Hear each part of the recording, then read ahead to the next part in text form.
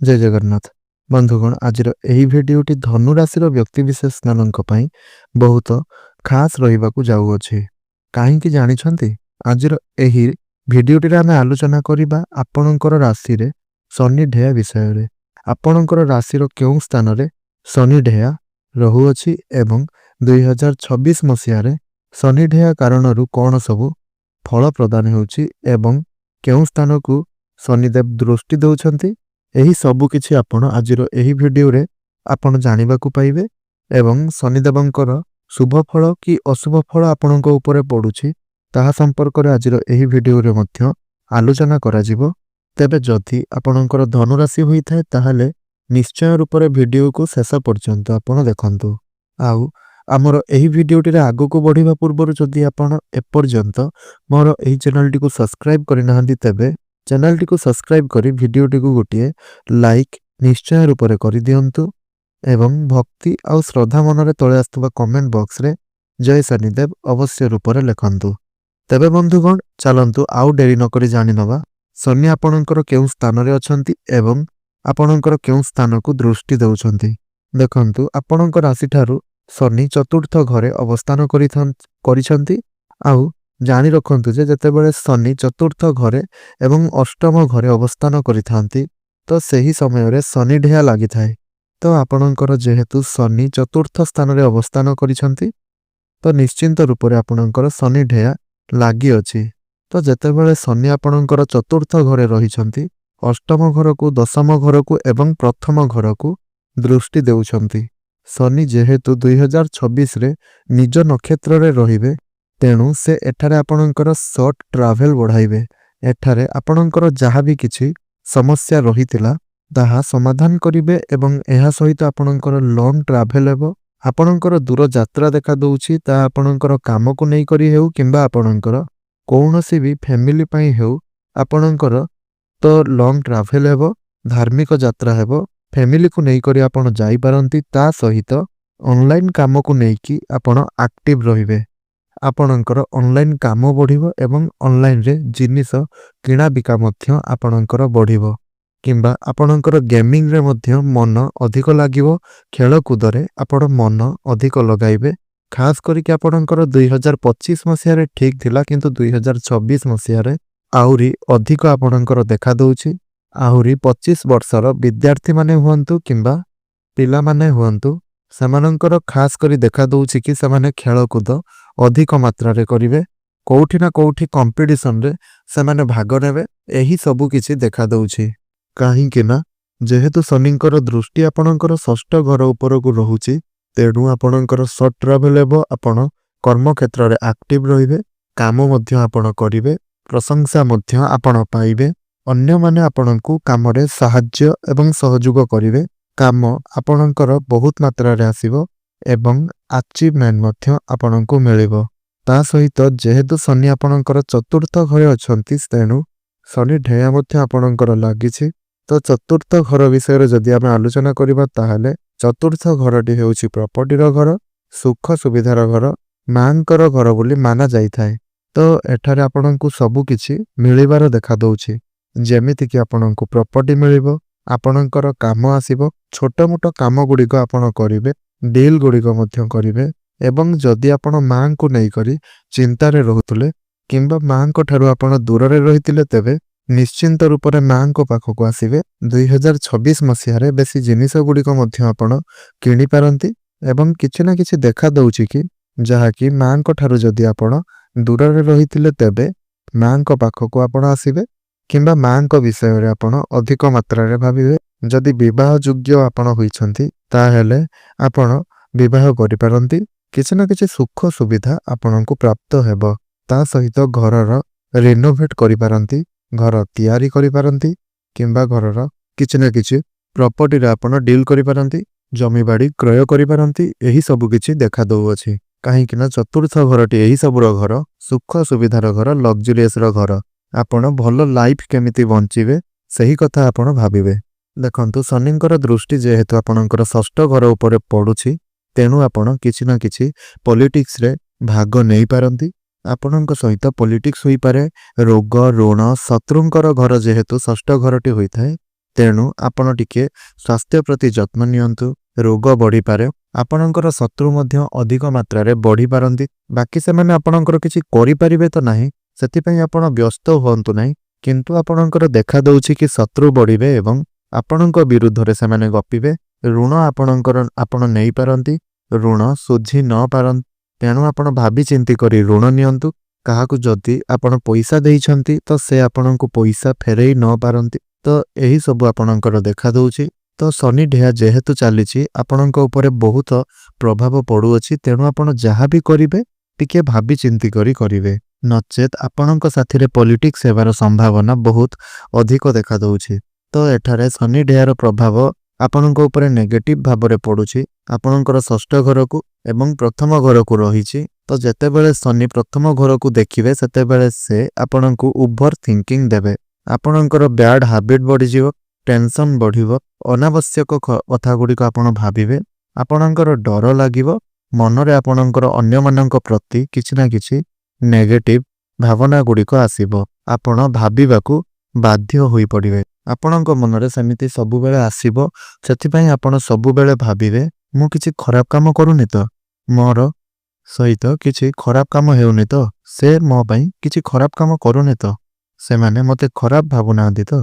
ତ ଏମିତି କିଛି ଅଜବ କଥା ଗୁଡ଼ିକ ଆପଣ ଭାବିବେ ମନରେ। କିଛି କଥା ଥିବ ଆପଣ ଭାବୁଥିବେ କି ମୋ ସାଙ୍ଗରେ ଏମିତି ହେଇଯିବ ତ, ସେମିତି ହେବ ତ, ଏମିତି ହୋଇଗଲା କି, ଏହି ପ୍ରକାରର ଓଭର ଥିଙ୍କିଂ ଆସିବ। ଆଉ ଏମିତିକା ଓଭର ଥିଙ୍କିଂ ଏଥିପାଇଁ ଆସିବ କାରଣ ଶନିଙ୍କର ଦୃଷ୍ଟି ଚନ୍ଦ୍ରମାଙ୍କ ଉପରେ ପଡ଼ୁଅଛି। ଆଉ ଚନ୍ଦ୍ରମା ଆପଣଙ୍କର ମନ, କଳ୍ପନା, ଭାବନା ଅଟନ୍ତି। ତେଣୁ ଆମର ଭାବନା ଉପରେ ଯେହେତୁ ଶନିଙ୍କର ଦୃଷ୍ଟି ପଡ଼ୁଛି, ତେଣୁ ଆପଣ ନିଶ୍ଚିନ୍ତ ରୂପରେ ବିଚଳିତ ହେବେ, ଡରିବେ, ସବୁ କାମରେ ସବୁ ଜାଗାକୁ ଯିବା ପାଇଁ ଡରିବେ।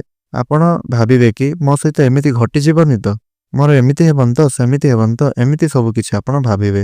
ଯେହେତୁ ଶନିଙ୍କର ଦୃଷ୍ଟି ଆପଣଙ୍କର ପ୍ରଥମ ଘରକୁ ପଡ଼ୁଛି, ତେବେ ଆପଣଙ୍କର ସ୍ୱାସ୍ଥ୍ୟ ବିଷୟରେ ଯଦି ଆମେ ଆଲୋଚନା କରିବା ତାହେଲେ ଶନି ଆପଣଙ୍କର ପ୍ରଥମ ଘରକୁ ଦେଖୁଛନ୍ତି। ଆପଣଙ୍କର ମୁଣ୍ଡ ବ୍ୟଥା ଭଳି ସମସ୍ୟା ଦେଖାଦେଇପାରେ, ମାଇଗ୍ରେନ୍ ହେବ, ଥଣ୍ଡା, କାଶ, ଜ୍ୱର ଆପଣଙ୍କର ଏହିସବୁ ଦେଖାଦେବ। ପେଟ ସମସ୍ୟା ଗୁଡ଼ିକ ଆପଣଙ୍କର ଦେଖା ମଧ୍ୟ ଦେଉଛି ଏବଂ ଆପଣଙ୍କର infection, allergy, joint pain, back pain ଏହି ସବୁ କିଛି ଆପଣଙ୍କର ହେବାର ମଧ୍ୟ ସମ୍ଭାବନା ଅଧିକ ମାତ୍ରାରେ ଦେଖାଦେଉଛି। ତେଣୁ ଆପଣ ଟିକେ ଚେଷ୍ଟା କରନ୍ତୁ ଯେମିତିକି ଥଣ୍ଡା କାଶ ଆପଣଙ୍କୁ ନ ହେବା ପାଇଁ। ଅଧିକ ମାତ୍ରାରେ ଆପଣ ଥଣ୍ଡା ଜିନିଷ, ଗରମ ଜିନିଷ ଗୁଡ଼ିକ ନ ନେବା ପାଇଁ ଏବଂ ଆପଣ ଆପଣଙ୍କର ଶରୀର ଉପରେ ଟିକେ ବିଶେଷ ଧ୍ୟାନ ଦିଅନ୍ତୁ। ନହେଲେ ଆପଣଙ୍କର ଏହିସବୁ ସମସ୍ୟା ଗୁଡ଼ିକ ଦେଖାଦେବ। ତାପରେ ଯେତେବେଳେ ଆପଣଙ୍କର ଶନି ବୁଧଙ୍କ ନକ୍ଷତ୍ରରେ ପ୍ରବେଶ କରିବେ, ରେବତୀ ନକ୍ଷତ୍ରରେ 15 ଜୁନରେ ପ୍ରବେଶ କରିବେ, ତ ବୁଧ ଆପଣଙ୍କର କନ୍ୟା ସପ୍ତମ ଘରର ସ୍ୱାମୀ ଏବଂ ଦଶମ ଘରର ସ୍ୱାମୀ ଅଟନ୍ତି। ତ ସେ ଆପଣଙ୍କୁ ଦଶମ ଘରର ଫଳ ଦେବେ ଏବଂ ସପ୍ତମ ଘରକୁ ମଧ୍ୟ ଫଳ ପ୍ରଦାନ କରିବେ। ତ ଦେଖନ୍ତୁ 15 ଜୁନ୍ ପରେ ଆପଣଙ୍କର ବିବାହର ପସିବିଲିଟି ବହୁତ ଅଧିକ ଦେଖାଦେଉଛି।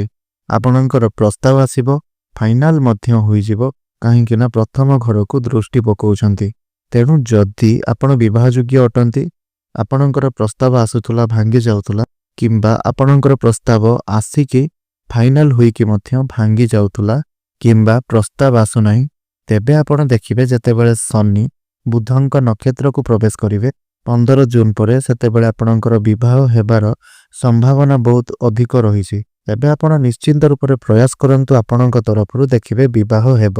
ତା ସହିତ ସପ୍ତମ ଘରଟି ହେଉଛି ବୈବାହିକ ଜୀବନର ଘର। ଯଦି ବୈବାହିକ ଜୀବନରେ କିଛି ବି ସମସ୍ୟା ଆପଣଙ୍କର ଦେଖାଦେଉଛି 2026 ମସିହାର ଜୁନ୍ ପରଠାରୁ ଆପଣ ଦେଖିବେ ଆପଣଙ୍କର ବୈବାହିକ ଜୀବନରେ ସୁଧାର ଆସିବାକୁ ଲାଗିବ। ତେଣୁ ନିଶ୍ଚିନ୍ତ ରୂପରେ ଆପଣ ଚିନ୍ତା କରନ୍ତୁ ନାହିଁ। ତ ଆପଣ ଦୁଇ ଜଣ ମିଶିକି କିଛି ଗୋଟେ ପ୍ଲାନିଂ ମଧ୍ୟ କରିପାରନ୍ତି। କିଛି ଗୋଟେ ବିଜନେସ୍ ଆରମ୍ଭ କରିବା ପାଇଁ ମଧ୍ୟ ଆପଣ ଭାବିପାରନ୍ତି, କିମ୍ବା ଆପଣ ଦୁଇ ଜଣଙ୍କର କେୟାର ମଧ୍ୟ କରିପାରନ୍ତି, କିମ୍ବା ଆପଣ ଫ୍ୟାମିଲି ପ୍ଲାନିଂ ମଧ୍ୟ କରିପାରନ୍ତି। ତ ଏହି ସବୁ କିଛି ଆପଣଙ୍କର ଦେଖାଦେଉଛି, କିଛି ଅସୁବିଧା ନାହିଁ। ଆପଣଙ୍କର ଜୁନ୍ ମାସ ପରଠାରୁ ନିଶ୍ଚିନ୍ତ ରୂପରେ ଭଲ ଫଳ ପ୍ରଦାନ ହେବ। ତା ସହିତ ପାର୍ଟନରସିପ୍ ବିଜନେସ୍ ଆପଣ କେଉଁଠି ନା କେଉଁଠି ଆରମ୍ଭ କରିପାରନ୍ତି।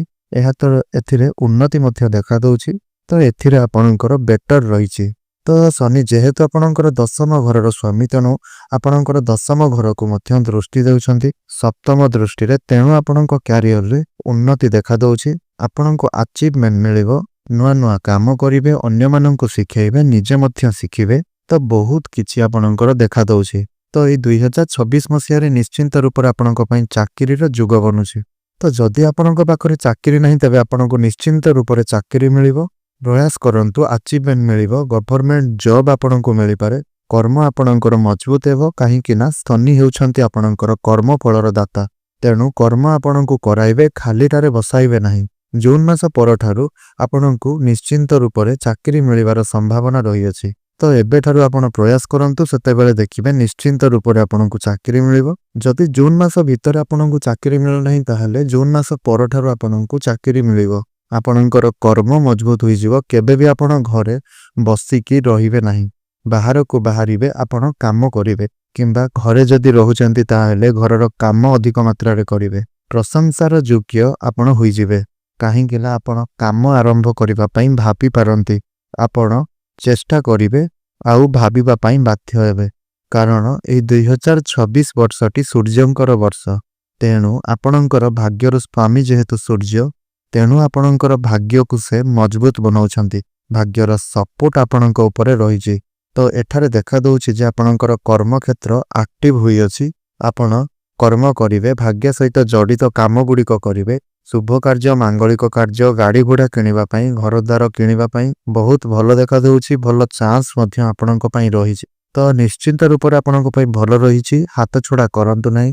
ଗଭର୍ଣ୍ଣମେଣ୍ଟ ଏକ୍ଜାମ ଯଦି ଆପଣ ଦେବାକୁ ଚାହୁଁଛନ୍ତି ତାହେଲେ ଆପଣ ଦିଅନ୍ତୁ। ଯଦି ଗଭର୍ଣ୍ଣମେଣ୍ଟ ସେକ୍ଟରରେ ଆପଣ ଜବ୍ କରିବାକୁ ଚାହୁଁଛନ୍ତି ତାହେଲେ ନିଶ୍ଚିନ୍ତ ଆପଣଙ୍କ ପାଇଁ ଭଲ ରହିଛି, ସେଇଟା ଆପଣ କରନ୍ତୁ। ଆପଣଙ୍କ ପାଇଁ ଆପଣଙ୍କର କର୍ମ ଉପଯୋଗୀ ରହିବ। ଯେହେତୁ ବୁଧଙ୍କ ନକ୍ଷତ୍ରରେ ଶନି ଅବସ୍ଥାନ କରିବେ, ତେଣୁ ନିଶ୍ଚିନ୍ତ ରୂପରେ ବୁଦ୍ଧିର କାରକ ବୁଧ ଆପଣଙ୍କୁ ପ୍ରଚୁର ମାତ୍ରାରେ ବୁଦ୍ଧି ଦେବେ। କେମିତି କୋଉ ବାଟେ ଆପଣ ବାହାରି ଆସିବେ, କୋଉ କାମ କରିବେ, କୋଉ କାମ କଲେ ଭଲ ହେବ, ତ ସବୁକିଛି ବୁଧ ଆପଣଙ୍କୁ ଶିଖାଇବେ।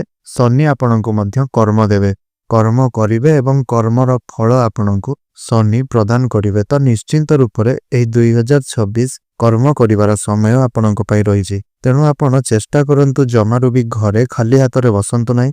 ଆପଣ କ'ଣ କଲେ, କେମିତି କଲେ ଲାଇଫରେ ବହୁତ ଆଗକୁ ଯିବେ ଆଉ ଆପଣଙ୍କୁ ସଫଳତା ପ୍ରାପ୍ତ ହେବ। ତେବେ ବନ୍ଧୁଗଣ, ଏହା ତ ଥିଲା ଶନି ଢେୟା। ଆପଣଙ୍କୁ ଶନି କ'ଣ ସବୁ ଫଳ ପ୍ରଦାନ କଲେ ତାହା ବିଷୟରେ। ତ ଶେଷରେ ଆସନ୍ତୁ ଜାଣିନେବା କିଛି ବିଶେଷ ପ୍ରତିକାର ଗୁଡ଼ିକ ସମ୍ପର୍କରେ, ଯାହାକୁ ଆପଣ କରିବା ଦ୍ୱାରା ଆପଣଙ୍କ ପାଇଁ ଭଲ ରହିବ। ତେବେ ବନ୍ଧୁଗଣ ଦେଖନ୍ତୁ, ବିଷ୍ଣୁ ସହସ୍ର ନାମର ପାଠ କରନ୍ତୁ, ଗୁରୁ ବୃହସ୍ପତିଙ୍କର ବୀଜମନ୍ତ୍ର ପାଠ କରନ୍ତୁ। ଶନି ଢେୟା ଯେହେତୁ ଚାଲିଛି ଆପଣଙ୍କର, ଶନିଙ୍କର ବୀଜମନ୍ତ୍ର ପାଠ କରନ୍ତୁ। ସୂର୍ଯ୍ୟନାରାୟଣଙ୍କୁ ଜଳ ଅର୍ପଣ କରନ୍ତୁ, ସେଇଟା ମଧ୍ୟ ଆପଣଙ୍କ ପାଇଁ ବହୁତ ଭଲ ରହିବ। ତେବେ ବନ୍ଧୁଗଣ, ଆଶା କରୁଛି ଏହି ଭିଡ଼ିଓଟି ଆପଣଙ୍କୁ ନିଶ୍ଚିନ୍ତ ରୂପରେ ଭଲ ଲାଗିଛି। ଯଦି ଭଲ ଲାଗିଛି କିନ୍ତୁ ଏପର୍ଯ୍ୟନ୍ତ ମୋର ଚ୍ୟାନେଲଟିକୁ ସବସ୍କ୍ରାଇବ୍ କରିନାହାନ୍ତି, ତେବେ ଗୋଟିଏ ସବସ୍କ୍ରାଇବ୍ କରି ଭିଡ଼ିଓଟିକୁ ଗୋଟିଏ ଲାଇକ୍ କରିଦିଅନ୍ତୁ।